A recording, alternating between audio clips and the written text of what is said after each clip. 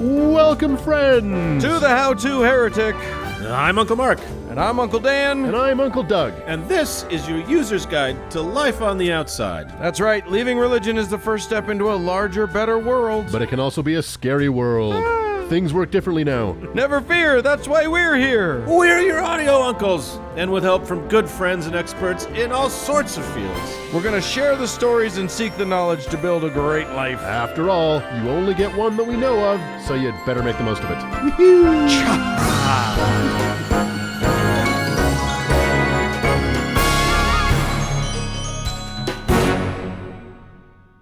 Oh my gosh, Uncle guys. Yeah, we are the Uncle guys. Episode 94, more questions to answers that were never asked. What? Yeah. How does that work? I think it's the other way around. No. So, more... We do what we can. More unanswered questions to unanswered answers. Whatever the fuck it is. What a week. It's going to be great. Yeah. Absolutely. This episode, by the way, sponsored by Jazzercise of Carlsbad, California. Thank you so much, get guys. Out there. Thanks, you. guys. Jazzercise. It's what keeps your uncles fit. That's right. Thank It's a you so lifestyle. much. So, Doug, you're going to talk about a guy. Yeah, we're going to talk a little bit about old Josephus and why he is not a foundation upon which to build. Yes, indeed. That's a good one. And then, Mark, you're going to tell us something. Well, I'm going to talk about, this plague of Chinese intellectual property theft. And it's an explosive report. And it is also a weather report. So we're going to talk about Eastern Lightning. You're going to love it. You're gonna blow the doors off of that one. Right the fuck off. And then I'm going to teach us, it's a how-to this time. It's what we started out to do. So I'm going to talk about how to spot that woo. Yeah, that's going to be great. It's flying fast and furious. Yep. You got to know how to pick it out. So let's jazzercise our sweet asses right through it. Let's do it.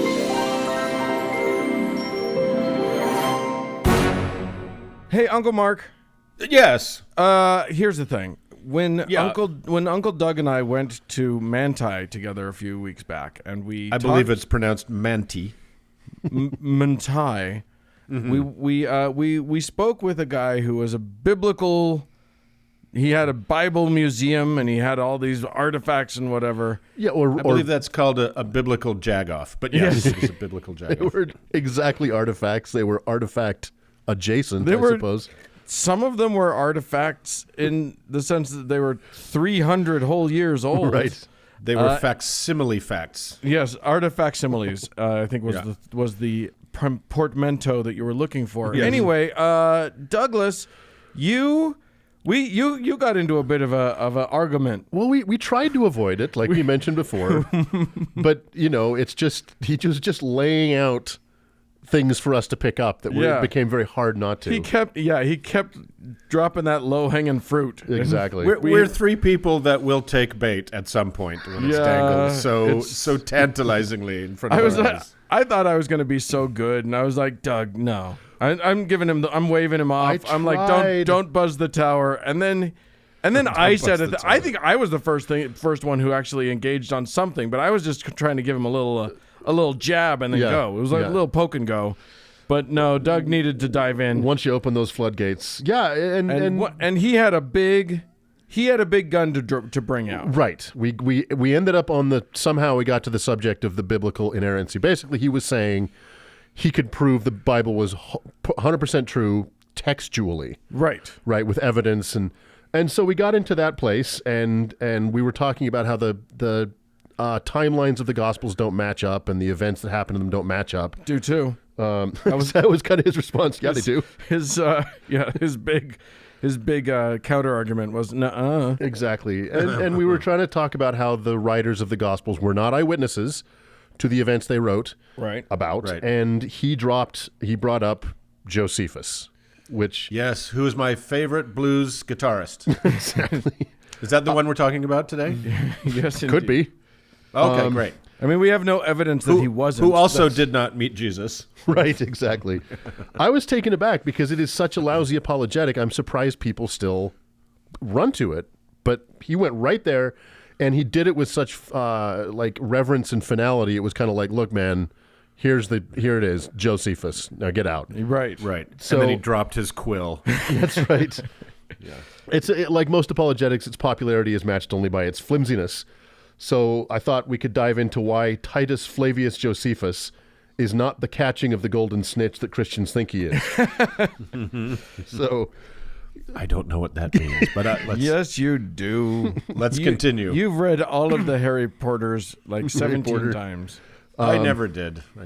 You saw the movies. I kind of paid attention. Anyway, let's go. So Josephus was born Yosef ben Metityahu around 37 CE in Jerusalem. I wish they would go to the Meta Yahoo apologetic rather than Josephus, just because it's funnier. It's a funnier word. Well. Exactly. Yeah.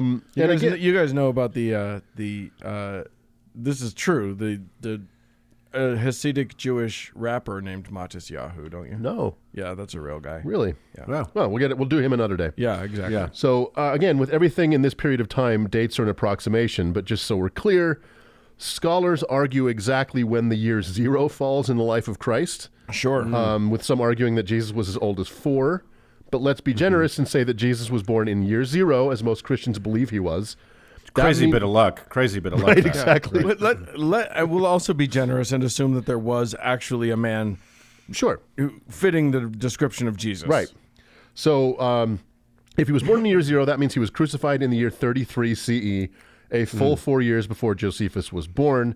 So obviously they never met. But the larger point is... Says you. You're right. Yeah, they did.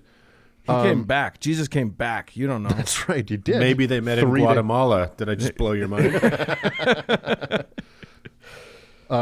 Is it Josephus Ha? Is that his name in the book? of Mormon? The anti-Meta Yahoos. Haas. So We're crossing a lot of streams here, guys. I literally have no idea what we're saying anymore, what we're talking about. So the larger point about Josephus is that he was born in Jerusalem at the very time that all of the events in the book of Acts were taking place. So the Pentecost, the conversion and ministry of Paul, the martyrdom of the apostles, etc., was happening in and around Jerusalem when Josephus was growing up. Right. Okay. Great time to be alive. Right. And the fact that he doesn't mention any of that stuff is somewhat interesting, but we'll just stick to the things that he does mention. It's not what he was interested in. That's right. Exactly. Those years he was into horticulture. That's right. Josephus' family was one of Jerusalem's elite, and Josephus benefited from a good education and his family's many political connections. He actually started out as a Jewish militant fighting the Roman occupation. He fought in the First Jewish-Roman War, and in 67 CE, he surrendered to the soon-to-be Emperor Vespasian, who decided to keep Josephus as a slave and translator. A funny little story about that surrender. Josephus and about 40 of his rebels were cornered by Vespasian and his forces in a cave in Galilee. Josephus proposed they all commit suicide before the Romans could capture them, and all but 2 of them did. One of the 2 that didn't was Josephus. The guy who suggested it? Exactly. That's awesome. What an asshole. What an asshole. Okay, everybody on 3. 1, 2. Yeah. And then it's all that's left is just him and one guy going, wait, were we going on 3 or 1, 2, 3, go? Then kill. Yeah. Oh, well, let's surrender. So while in captivity, Josephus claimed to have had a vision that Vespasian would become emperor, which is not a bad way of going about pleasing your captor. Right. When Vespasian did ascend to the throne a few years later. Highly motivated prophecy, that. Exactly. Yes. Yeah. When Vespasian did become emperor, he granted Josephus his freedom. It was at that time that he changed his name, defected to the Roman cause entirely, and was granted citizenship. Ooh. And yes, he was most definitely considered a traitor by the Jews at the time, and many even now. Sure. Because he was a traitor. Absolutely. Only because of his treachery, though. Just because of his treachery, which I don't think is fair. Come on, guys. Let's look at both sides of the issue. Look, if American 2019 has taught us anything, a little treachery between friends. Hey, come on. What's a couple minutes in an otherwise perfect life? Right. With Vespasian now emperor, it fell to his son Titus to quell the rebellious Jews, and Titus employed Josephus as his translator, historian, and advisor. Yeah. So this rare position as a member of both the Jewish and Roman aristocracy is why Josephus had basically front row seats for pretty much every major event in Palestine in the second half of the 1st century CE. So it was kind of an amazing confluence of events that makes Josephus' histories very important. Yes. Right. So yeah, he traded up. And who's to blame him? Like Right. he was an upwardly mobile guy. Yeah.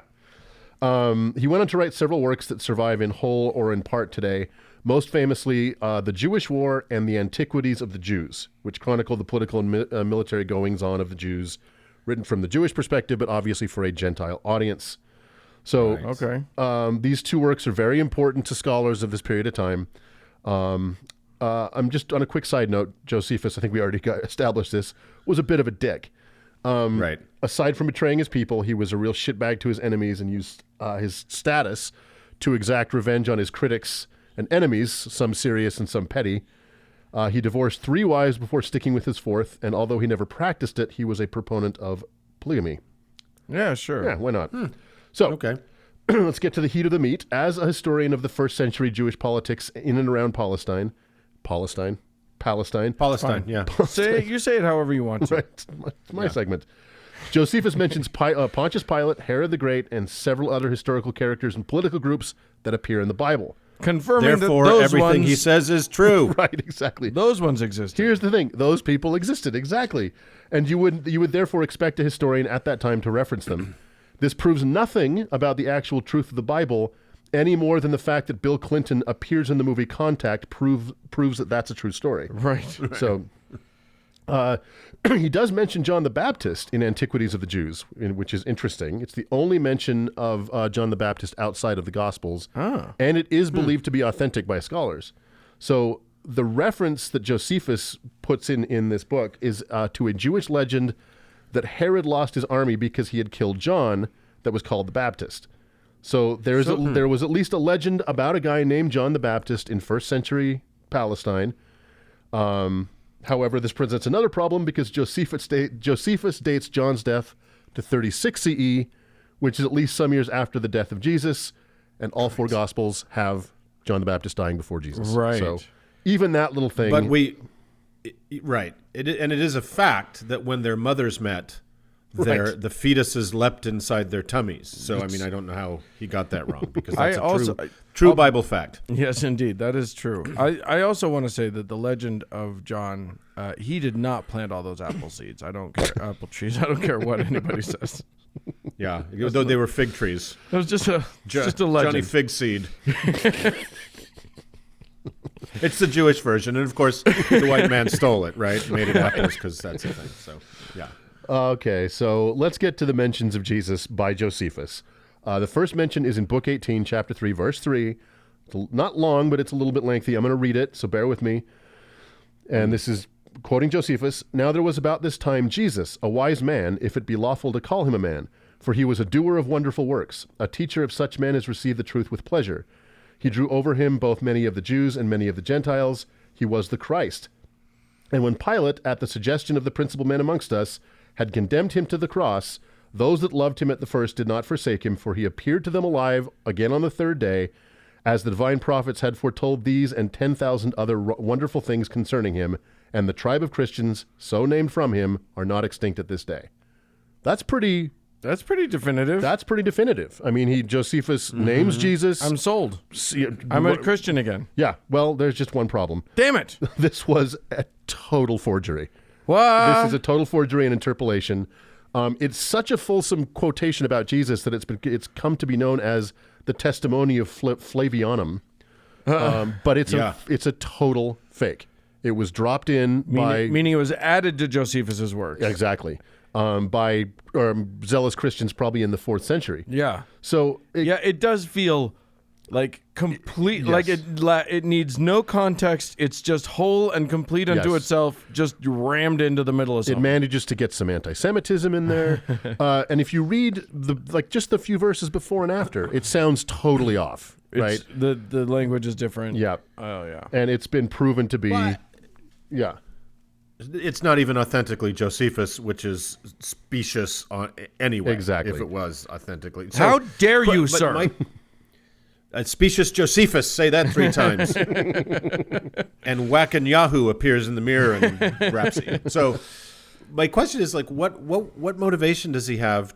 What motivation does a former Jew turned, I guess, pagan Roman courtier to the emperor what motivation does he have to say that Jesus was the Christ, right? None. I mean, and that's one of the big glaring things in there is like, why would he say he was the Christ?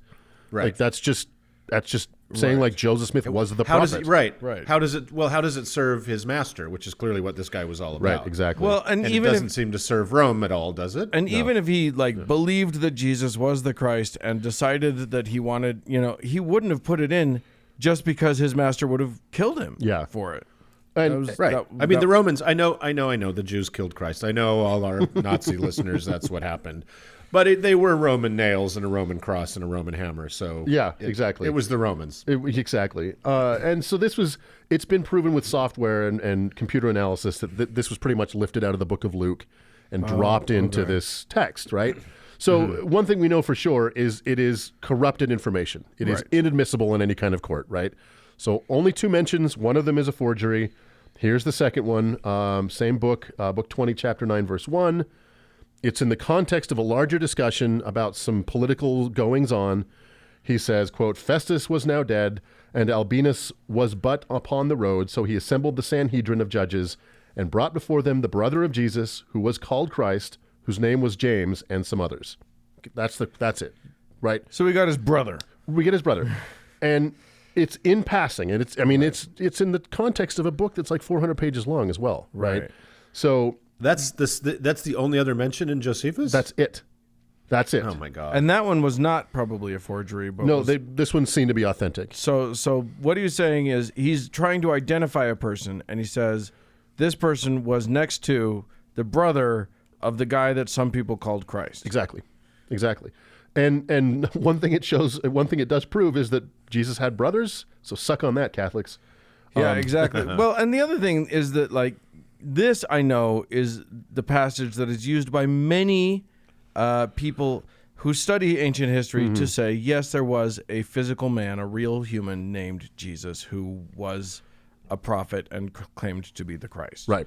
So that's a possibility. I mean, it's compelling evidence that there may have been a historic Jesus for the historicity of Bearing in mind, though, that Josephus wrote this book about 30 years after Jesus had existed. Sure. If he existed. Right. So, in the same way that there's literally no evidence that John the Baptist existed outside of the Bible and this one mention by Josephus, right? So Jesus is just a legend of a guy. Ephemeral, a legend of a guy.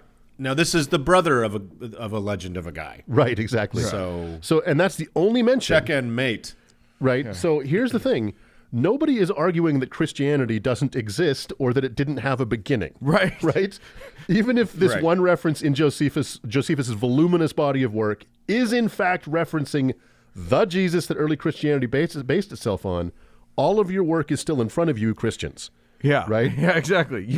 You've gained zero ground. Yeah. No one disputes that in the Middle East, in the 1st century CE, there grew a legend about a preacher with healing powers that was eventually crucified by the Romans, came back from the dead, and left the earth. The fact that a historian at that time mentions that legend is not proof of anything except the existence of that legend. Right. Which no one is arguing against in the first place. Right? At least with Bigfoot, we have some big plaster casts of giant footprints. Exactly. That's more true. If some future historian of this time period references the Avengers as some kind of cultural phenomenon, that doesn't mean the Avengers were real, right? But what if it mentions Tony Stark's brother? Because I think that then... Where's his movie? You have to think about it. Albert Stark. You got Albert Stark. Just think about it. Works for at the muffler shop. That's right. And he's not very good. So all of the other stuff in the Bible, the cleansing of the temple, the walking in water, the feeding of the multitudes, the healing of the sick, none of that is bolstered by Josephus' mentioning Jesus' name one time. Right. So at the end of the day, Josephus was a traitor and a shitbag, not exactly the character you want vouching for your faith. He references Jesus twice in hundreds and hundreds of pages of minutia. One of those mentions is an obvious forgery, and the other is a passing reference to his name only. So what have we proved here? To his brother, here? Actually. Yeah, exactly. Yeah. What have we proved here? Nothing. In fact, if Christianity was taking that region by storm, as Christian legend would have you believe, the fact that it only appears one time in Josephus' text is actually proof that legend is weak. Yeah. So, Again, this is not a foundation upon which one should build your house. Yeah, exactly. Right? Well, I mean, look, there are plenty of apologetics out there. Some are stronger than others.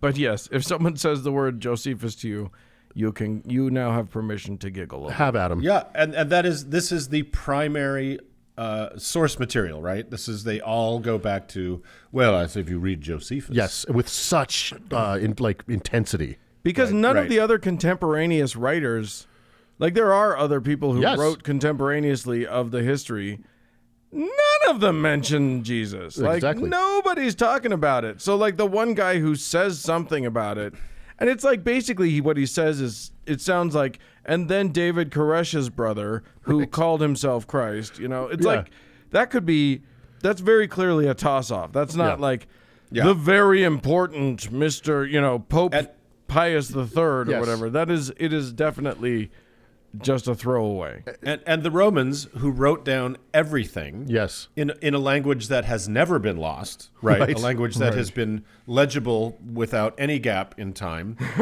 even though it is very hard to conjugate verbs, I'll give it that. Never wrote a thing down about it. Especially here, this stupid, on the Passover, we traditionally let one random criminal go. Which never happened, right? Their big special, let a criminal go out of jail free one day. You think they would have written that down? No. Yeah. Wadwick. Let Wadwick go. Wadwick. So there it is. Next time we'll discuss Wadwick. Yeah, Wadwick. All right. Well, thanks, Uncle Doug, for clearing that up. I feel enlightened. Let's move along. I'm convinced. Let's move on. Hey, Uncle Doug. What? Sorry, I always catch you unawares like that.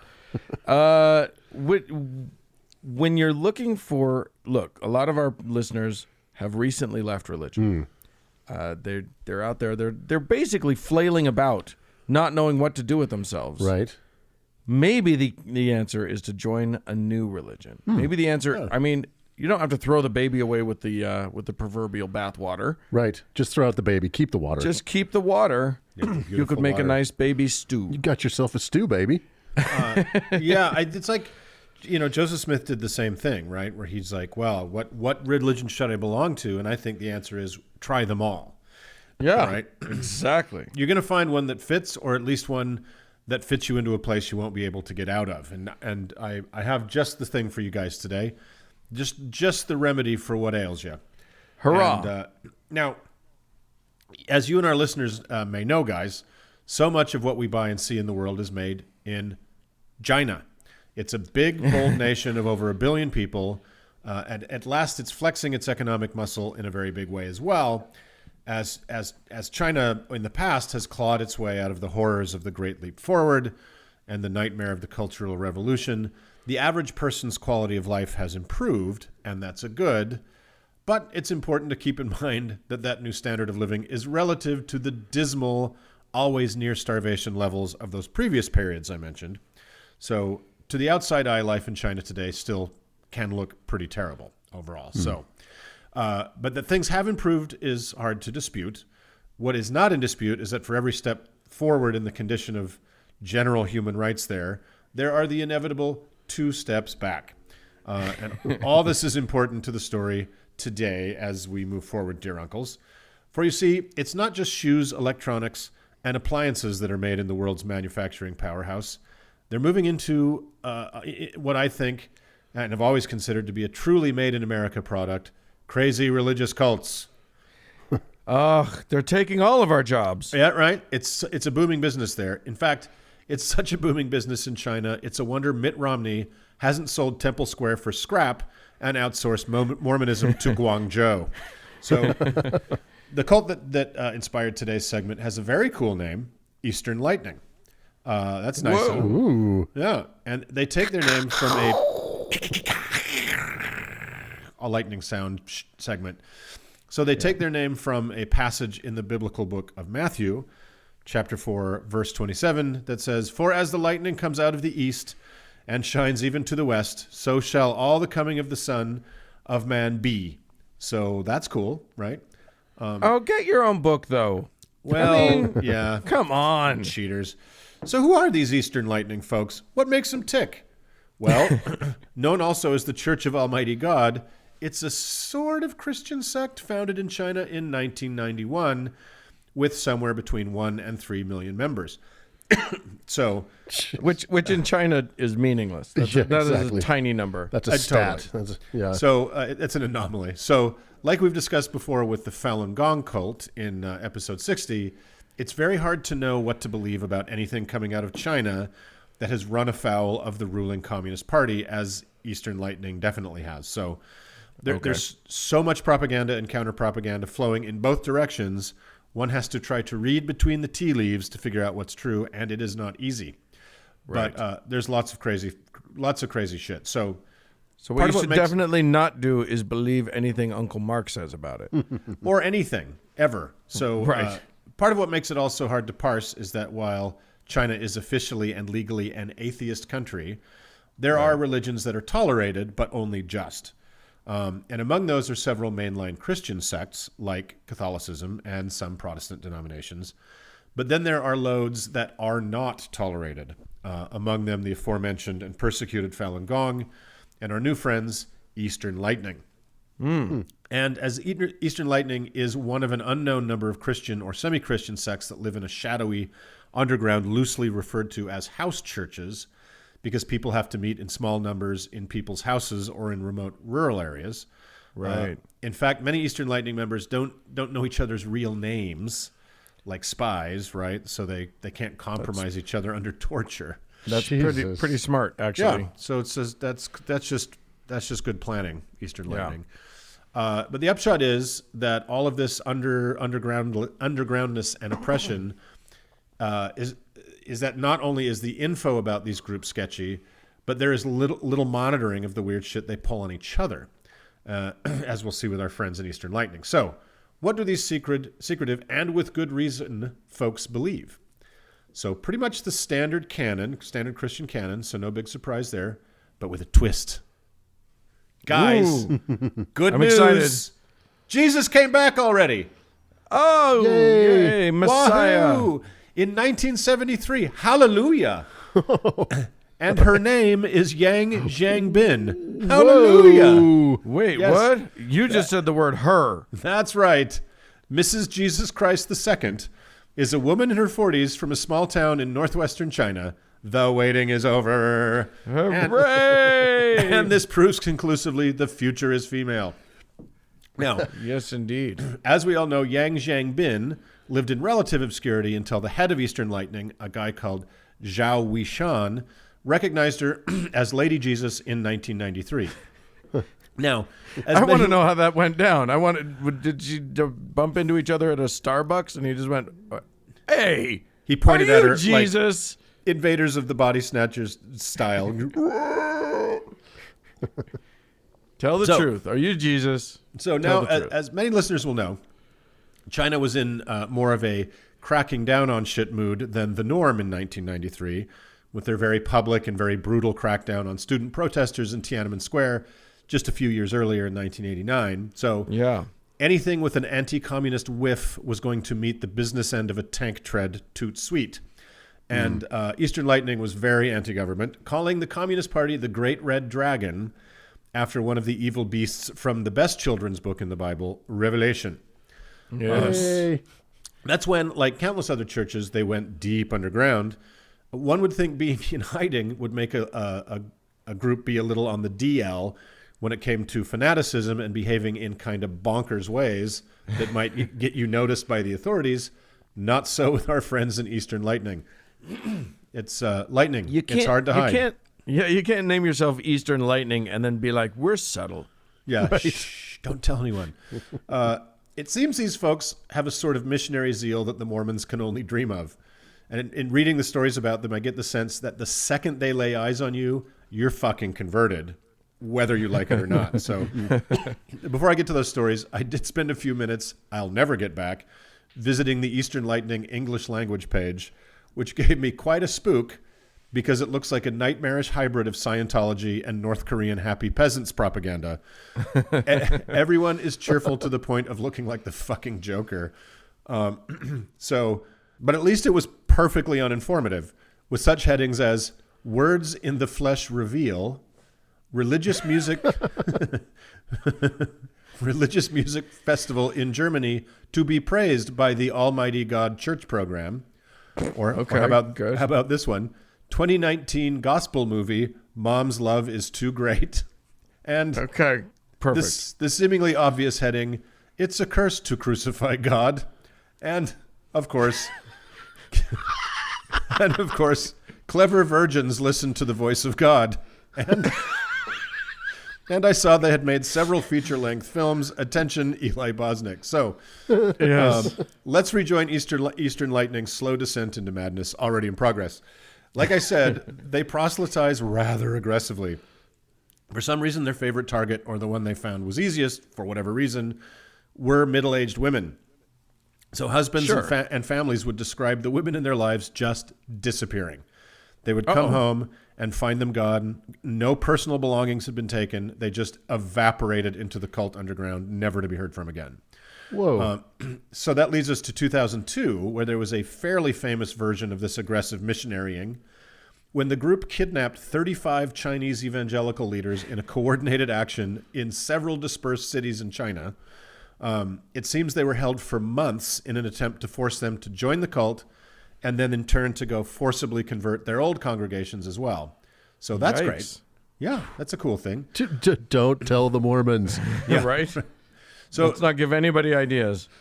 There have been all sorts of stories of this kind of forced coercion and intensely heavy-handed tactics that include gouging out eyes, could be true, maybe not, breaking people's arms and legs if they failed to kneel before Lady Jesus, and even cutting off ears, again, where the truth between a lunatic cult and Chinese communist propaganda lies is very hard to tell. So, though similar claims and counterclaims surround it, they may be most well known for ruining what was a perfectly fine evening in the Zhao Yuan McDonald's. It seems Eastern Lightning members were aggressively bothering customers for their cell phone numbers so they could begin the process of wearing them down into joining. One particular customer, it seems, just wanted to enjoy her fillet of fish and refused to hand over her number. 2 cult members responded by beating her to death with a mop handle and stomping on her until she was just a bloody mass, while another one stood by and threatened to kill anyone who intervened. This is all caught on cell phone footage. Okay, this just escalated a little quickly. Yeah. Yes, it did escalate rather quickly. So, Jesus. You'll be happy to know those people have since been tried and executed themselves, because as we've always said about the Chinese penal system here on the How To Heretic, it's firm but fair, right? That's good Lord. We like to comment frequently on the Chinese penal system. Yeah, it's one of our favorite. It's something we know a lot about. So it's what we're known for. Yeah, basically. So the group later jumped on the 2012 Doomsday bandwagon, assuring its members that all would be right soon after the coming fiery death of the planet. I couldn't find anything on their website about how they explained that one away, so maybe next time. And most recently, all these cults are such a fucking mess. It just is amazing. Most recently, Twitter shut down several Eastern Lightning proxy accounts for trying to interfere in the 2019 Israeli election. So what? Yeah, these guys are the whole package, you know. And great news for our American listeners in the New York area. Zhao Weishan and his friend, the reincarnated Jesus, who goes by the name of Miss Yang Jianbing, were granted asylum in the U.S. for religious persecution. Quick note, I thought that category was saved for people who were the victims of religious persecution, right? Not the perpetrators, or maybe you can really be both. Oh, well. You live clarify that question on the form. That's called pay it. That's called pay it forward right there. Paying it all over the place. So you can find some of their U.S. devotees any day of the week handing out flyers in Chinatown in New York, should this segment have convinced you to sign up. So all that berserk shit brings me back to one of the central pillars of our show, and that is the Bible is a problem. It's a fucking serious problem. So sure, it's got a precious few passages about not being a total asshole and the meek maybe getting the earth at an unnamed future date, but it's mostly not that happy shit. It's mostly a horror. If you love slavery, the Bible will back you up. You think you should straight kill a person for not believing in your God of the moment, the Bible's got you. You want to kill children, or at least justify locking them up in cages to rot and die, there's plenty of verses to choose from for that. So all you need for that Pandora's box of horror to be opened is a free copy of the Bible that the Gideons will happily provide, some tough social and economic conditions, a disordered mind looking to make a name for himself, and a rural lady to play Jesus, and blammo! Eastern Lightning. So there you go. Eastern Lightning. Check it out. Give it a spin. The one thing I will say is that McDonald's is now safe because Eastern Lightning only never strikes in the same place twice. Oh, so true. Ba-doom! So Ba-boom! true. Well, with that, with the weather looking worse, let's move on.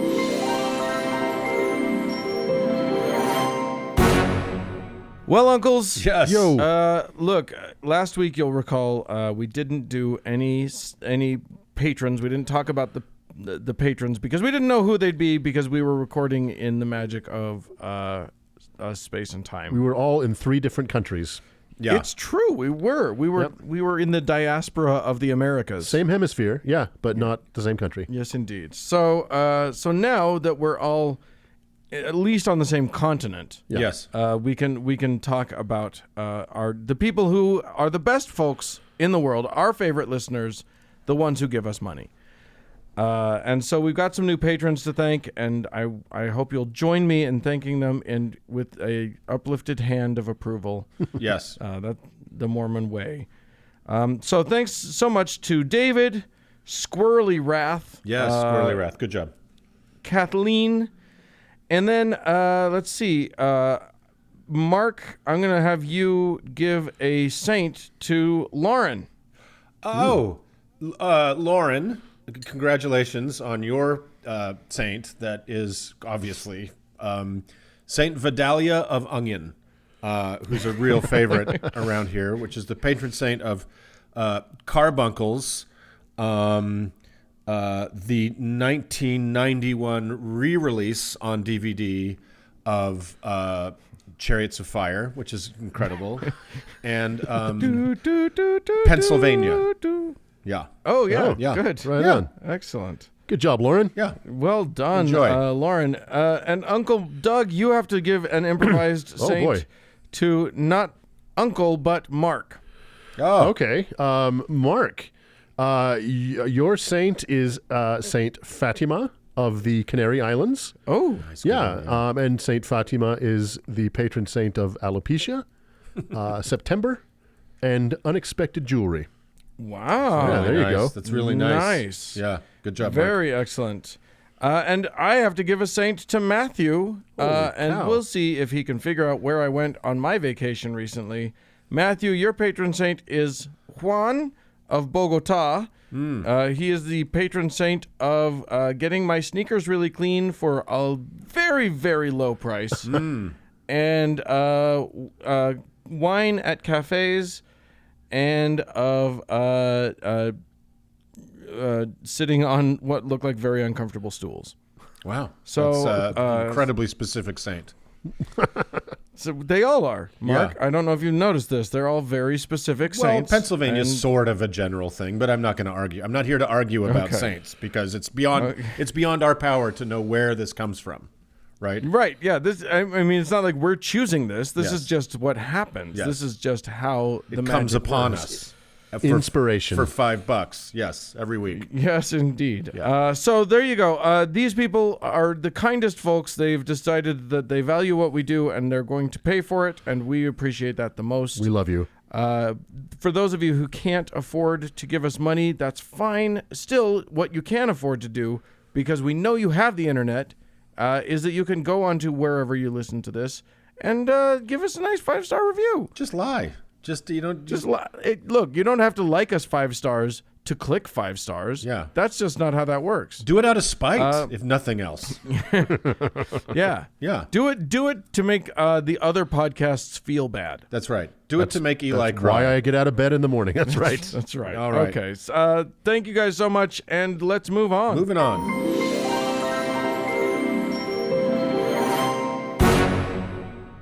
Uncle Mark. Yeah. Yep. Hey. How you doing? Yeah. Oh, well, I'm good. I don't know why you're bothering me. Go back to sleep. Yeah. No, I was wide awake. 24/7, 365. What can I do for you? Well, this show is nothing if not an attempted guide to find your way through the much and plenty bullshit there is in this world. Sure. But there's still a lot. Oh, there's no end. There's no end. It's the one renewable resource. That's so true. Yeah. As the Earth is dying, we will blanket it in a layer of bullshit bigger than the Pacific garbage patch. I'm pretty sure we can stop the Yes. global warming with essential oils if we try hard enough. There's got to be a way. Or we can get it going even faster and just end this misery for all of us now. Yeah, if we're going to hit the iceberg, let's hit it with the pedal to the metal. That's right. Yeah. Well, I'm glad we had this chat. Well, I think... And scene. Our listeners come here for a hopeful message, and we just fucking gave it to them. Listen, I'm gonna stop you right there, Uncle Mark, because look, we have talked a lot about various woos on this show. Your pseudosciences, your magical claims, your various and sundry bullshits. Yes, sure. Just this week, I came across a Facebook ad trying, and I'm not lying here, trying to sell me a rock that would save the bees from Wi-Fi. That is true. Sorry, what? Shit. Sorry, what? Right there. I posted about it on the How to Heretic Facebook page. You guys can all look at it. It's amazing. But the question is... Wait a minute. Did you buy the rock or not? I'm working on it. Okay. Is the bee okay? I need to know. I'm saving up for the bees. It's for the bees, everybody. The bees. But look, how do we know? How do you and I and you know that it's bullshit? What makes us so sure? None of us are scientists, and other than me swishing an uncomfortable amount of goop around in my mouth for our oil pulling segment and the jade egg that Uncle Mark currently has up his mangina, it's not like we actually try any of the woo that we denigrate. That's It's true. about breathing, guys, and I'm really struggling right now. But go on. I really hope I don't sneeze. So how do we know it's bullshit? How can anybody who isn't on the inside, meaning a scientist that's studied that or that's in that specific field or a practitioner of whatever it is, how can we know whether a claim is true or not? Is it white man's intuition? I think it's white man's I intuition. feel like always go with white man's intuition. I mean, It's never guided anything wrong. It's gotten President Trump to president. Hey, it's so- worked for white men pretty well. Yeah. Yeah. You look around at the state of white men, we're doing okay. Yeah. All right. Well, from and no downsides for anyone. that's right. Now, what could go wrong now? Yeah. Listen, for most of human history, literally millions of years, we as a species just banged around the world like idiots with only the most basic notions of how to tell what was true from what wasn't. If the village elder said that he knew for a fact that the crops grow better when young women give more BJs, there was just no way to know if he was right or if he was just a dirty old asshole. Hint, it's both. Which is why Googling BJs right Yes. now. Okay, good. Oh, okay. All right. Yep. I'm with you. Okay. If only there was a rock that would save the BJ. Anyway, look, that's why we on this show like to talk about science so much, because it is, in fact, the best method we humans have for, at least the best method we've come up with so far, to separate good information from total nonsense. And that's all it is. It's a method. It's a system for weeding out as much of the bullshit as we possibly can so that we can have some semblance of real, actual knowledge. Unfortunately, even though we as a species are far and away the most smartest damned things on the planet, we're still just big dumb apes with cell phones.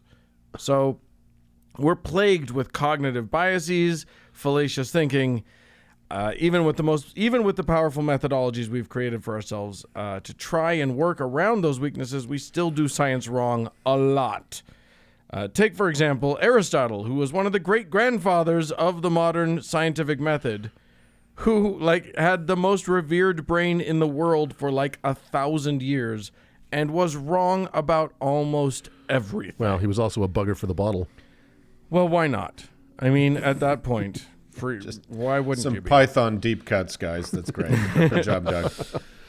He thought that the reason some birds disappeared in the winter and then came back in the spring was that they must morph into other creatures. He was pretty sure that eels just grew out of the mud and did not actually have any kind of sexual reproduction. He thought that that only light-skinned women could have an orgasm.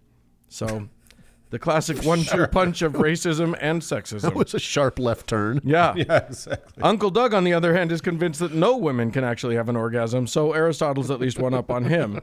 The experiment's not over yet. Bye, guys. Still trying. Anyway, here's the point. Even though science isn't perfect and most of us are not experts on anything, there are still some good principles that we can use to evaluate claims that we come across. And rather than me and my ding-dongness try to do this concept justice, I'm going to go with what skeptic.com has, which is a lovely baloney detection kit that you can download, or they have just an infographic that's quite useful. And I will just sort of borrow heavily from that. Tip the number one. Has Oprah ever said anything about it? Right. Well, actually, that is tip number one, which is who is making this claim? Yes. What is their track record with claims? Have they been known to lie? Do they believe a bunch of other stuff that is likely bullshit? For instance, I know a guy named Dave who showed me YouTube videos that convinced him that cloud busting is super true. He also is convinced that Reiki is real. So how should I approach his claim that smoking DMT will send me to a literal alternate dimension where benevolent beings will guide me spiritually? Him being credulous on other points doesn't make this particular claim untrue, of course, but it certainly can be good reason to give his claims just a little bit of extra scrutiny. How important is this Dave character in your life? Not. Okay. Well, no. But it is fun to hear him be really, really serious about cloud busting. Someone I know just told me recently that their wife's, let's see if I get this right, I asked him what his wife does, and she's a a life regression psychologist. Oh, God. And I was I had to stand there and just stare at him for a full 5 seconds and just keeping everything inside of me. Right. That sounds nice. Yeah. And no, I don't want to visit her. Thank you are doing damage in the world, lady. Okay. Anyway, so the next thing to think about is the claim coming from only one source? So good science is peer-reviewed and then replicated by other people. If all of the people making the claim are pointing to a single source, especially if that source is the how-to heretic, maybe don't dump all your trust in that just yet. Well, not two of the uncles. I'll let you guess which ones, but there's one you can trust. That's for sure. Yes, and one of us always tells the truth, and one of us always lies, and the third one is Doug.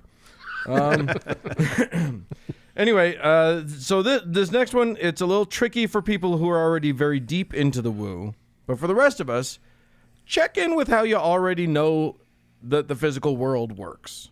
So. Of course, there's a bunch of shit that we don't know at this point. Most of the things in the universe, we don't know. But we do know a few things. We can be confident in a few things. Yes. So if somebody makes a claim that involves gravity being a hoax or, tomatoes are part of a mass delusion or whatever, maybe require a lot of good evidential support before believing that. Tomatoes are Jews. Well, I mean... Never mind. Oh boy! Wave off! I was staring down the barrel of a tomato circumcision joke and was like, I can't make that happen. There's no way. Somebody could do it. Anyway, the example that they give at skeptic.com is, would it really make sense for aliens to come to Earth, help people build giant rock pyramids, and then fuck off forever? That's not their words. That's my words. But I mean, that's a good example. By the way, I saw an excellent meme about that showed a bunch of ancient monuments kind of clustered in this frame. It said, just because white people didn't build it doesn't mean aliens did. Right. Yeah. Good point. It's very funny because so many people believe something so deeply, like aliens built the pyramids. Yeah. And then when you say, well, why? Why would they have done that? What's the motivation? Yeah. and why didn't they stick around, or why did they just leave and never come back? Right. And then the smoke, or they'll just start wildly speculating. Yeah. And that's the other thing. If you ask them a question about it, and the answer should be I don't know, and what answer comes is just quick thinking, like on their feet, thinking about it and trying to speculate and just presenting it as fact. Yeah. It's a great reason to completely dismiss whatever's being told to you. That's my experience with people. It's typically conspiracy theories. Yeah. Is if you just keep asking follow-up questions, it just ends. Yeah. And they haven't thought that far. Well, and that's exactly right. And I think that's maybe, Dan, that's part of this methodology, right? Is that, okay, aliens came to Earth. Why? Yeah. What are they doing here? Oh, they're probing people. Okay, for what? For a planned invasion. Like, okay, just think about the capital investment of interstellar space travel and doing it for no particular reason other than putting things in people's butts. Now, let me tell you something. I'm there for that. But I know lots of people who have gone to great lengths for butt stuff, so don't let's not discount. Exactly right. But those aliens are not me. Right. So why? And that's just keep asking why. Why? Well, and why? also ask, what is your evidence? Right. Okay, you believe that. Tell me what your evidence is for believing that. Right. Right. And if their evidence is just, I just think that's true, as is the evidence that was presented to me recently that that fluoride in the water causes what was it? It was not autism, Alzheimer's. Fluoride in the water causes Alzheimer's. Why do you think that? I just believe that's true. Okay. Yeah. Well, then you just have some fun with that and buy your very expensive water filter that you're so proud of. Right. And I will go on with my day. This one may be my favorite thing, which is, what would the critics say? Play this game with me at home if you want to, which is, especially if you want to believe that something is true. You know, if you have an ailment and someone says this is going to solve that problem, you're motivated to believe that that's true. Sure. You want that to be true. So the best thing to ask yourself about that is, what would people who don't want to believe that this is true say? How would they craft their arguments? So you ask yourself, you just try to prove it wrong. Right. Good science is not trying to prove something right. If you have a hypothesis, good science is trying to prove that hypothesis wrong. Right. And if everything you throw at it doesn't stick and it still stands, then you've got a pretty strong hypothesis. Right. And if you propose a scientific theory in whatever field you're in, your peers, that's the peer review process, are going to try and tear it apart. Right. They're going to go at it from every direction. And if they find a flaw, if they find an error or an intentional fabrication, you're done. Yeah, your goose is cooked. It makes you look horrible. Yeah, but there's all that science and stuff, but this is how I feel about it. You know what I mean? I know. I kind of feel this thing. Okay. We have a great friend, the three of us, who is right now recovering in hospital, as they say in Britain, from a liver transplant. And what saved his life was the science behind organ transplantation and not colloidal silver. Right. Although he is a lovely shade of blue now, so I think both had a good effect. Right. But think about the complexities of the different kinds of scientific and technological advances that brought that to happen to our friend. Yeah. The medical science, the transportation system that was able to transport that kidney on a plane, or liver, pardon me. The communication system that was available to make that information move. All the little machines in the hospital room that go bing. Yes. You have to take all of that as a whole. You can't pick and choose. You can't say the earth is flat and then fly on a plane somewhere and use your cell phone. Yeah. You know what I mean? And that's we don't have to get into this whole fucking flat earth thing because your brain will go flat. But did you know that the people who were some of the people who are proponents of the flat earth thing say that the other planets are not? So it's just Earth. The forces of the universe do things a certain way, except this one time. Right. Why? Yeah, that's not great. That's not a strong point. Right. So the next few points that theskeptic.com infographic makes are about science. So things like, where does the preponderance of evidence point? Is the claimant playing by the rules of science, or are they cheating? Are they providing positive, not negative evidence? Now, that's a really interesting thing, because woo peddlers are big into negative and non-evidential evidence. For instance, so negative evidence is stuff like, we surveyed, 200 people who use our foot pads, and none of them have reported having gout since they started using them. Right. That can't just be coincidence. Right. Well, guess what? Having no evidence for one thing does not equate to having evidence for the opposite. Right. So those are things that you can watch for, and the more you learn about science, the more you know what you need to be watching for.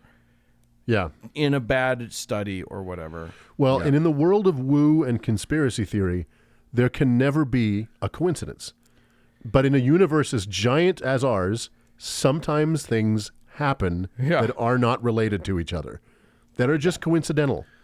You know what I mean? Like, I got a headache and the football team I like won. Right. Those things don't necessarily equate to each other. But I'm going to keep don't necessarily not. I'm going to keep hitting you over the head with a hammer before every game, just in case. So the other thing is, does the new theory work better or account for more phenomena as the old theories? If it seems to really explain one thing really well, but doesn't work with a whole shitload of other issues, guess what? You haven't solved anything. Right. So yeah, you got to kind of put it into the whole context of, reality. Yeah. And finally, and this is a big one, does the source have a reason to slant the findings?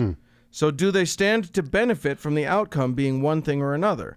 The example they use is someone who is pro-business might feel that they should be skeptical of global warming. But also, are literally all of the studies done on essential oils funded by the essential oil industry? Well, maybe you have a reason for skepticism. Right. Right. So that's their big thing. I wanted to make one big point, which was, remember that and this is so huge to me, you don't have to take a position. No position is totally good. Right, so because you can say, I don't know. Yeah, the most honest position to take if there is any doubt about anything is zero position.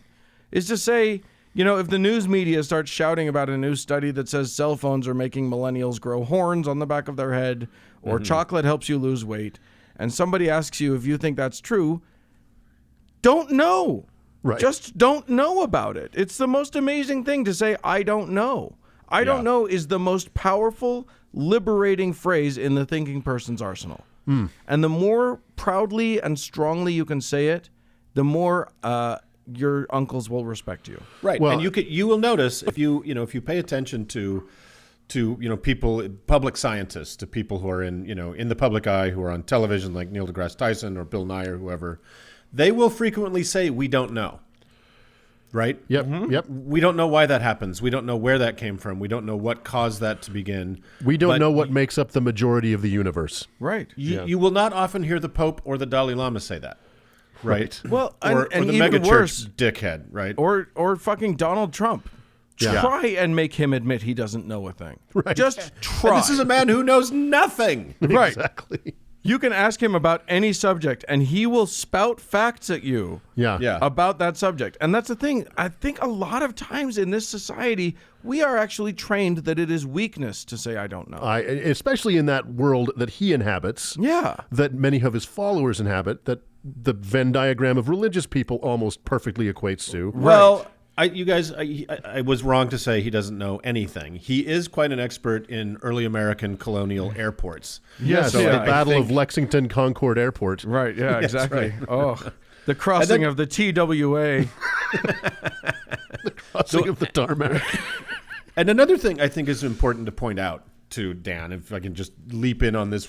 Please The do. sources of woo is oftentimes, woo can be an inheritable trait, or crazy beliefs can be an inheritable trait, because you don't know that you can't always trust, say, your parents or your grandparents or people in authority around you, right? Right. you don't know, it takes a long time for people to realize, oh, my parents either lied to me or they didn't do their homework, right? And they didn't know that. So just because my parent says it doesn't make it true, right? Yeah. So it's kind of a hard lesson to understand. It can be really tricky. And when the people you've trusted the most are lying to you, it's hard to untangle like what is and what isn't real. Like they may not be lying to you. They may not be lying in their heart. They're not telling you something that's true, but they may believe it's true. But that doesn't make it a fucking true. No, and believing in woo can make you susceptible to other woos. We've talked about this a lot. But we, as skeptics and atheists, are also susceptible to this. Sure, 100%. And we need to be careful, even in this age where honesty and truth doesn't seem to matter anymore. Right. Because we're about to enter this era of deep fakes. You guys have seen this stuff, right? Yeah.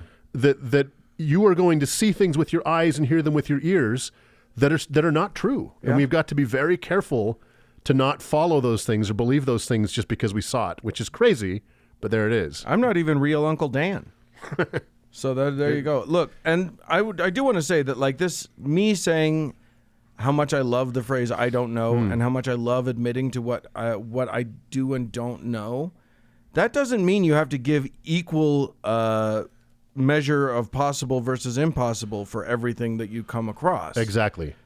That doesn't mean that everything weighs out equally. There are not two sides to every issue that are equal to each other. I mean, just because you haven't looked into it yourself, if your Aunt Stephanie says she is positive that a poultice of hibiscus petals and llama semen will cure your lingering case of only having one arm, you can feel free to tell her to please never just say anything to you ever again. Yes, it's fine. Yeah. This is Bertrand you don't have Russell's to ruin teapot. Yeah. You don't right.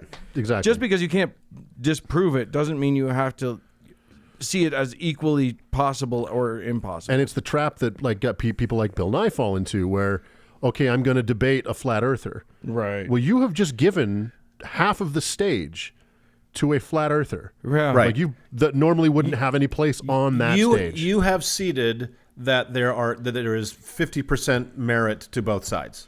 Right. And that's utter bullshit. But yeah.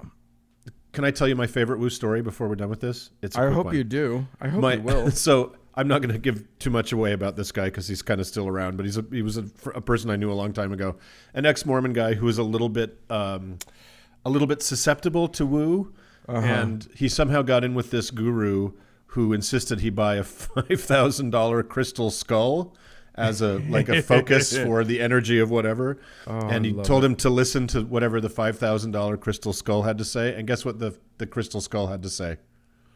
What? That he needed to buy another $5,000 crystal skull. He needed a friend. No, you got to buy me enough for a game of poker. Just get 6 or 7 more and we should be all right. Yeah. So there you go. There you go. Don't fall for that. Woo is... Lest you think it's harmless, most woo, there is real harm that can happen, even in the least harmy sort of feeling. Like, if nothing else, it's sad to see a loved one spend money on something that will do nothing for them. So that doesn't mean be aggressive with other people. That just means like sort of get your own mind right and learn how to spot the woo.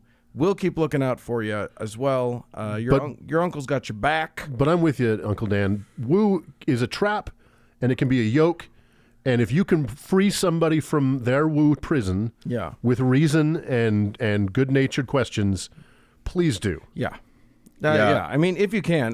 That can be a tricky proposition. You need to be careful because people, just like religion, people tend to see their woo as part of their identity, not just the thing that they do or that they like, but also who they are. Well, that's very typical of Libras, I think. Don't you think? I think so. So. So I think if you get the opportunity and you can do it gently, yes, guide people as best you can away from their woo, but don't ruin relationships over it. But at least you should know what is and isn't real in the universe as best you can. So get out there and eschew the woo. Eschew the woo. You kids have fun, huh? All right, let's move on. Let's move on.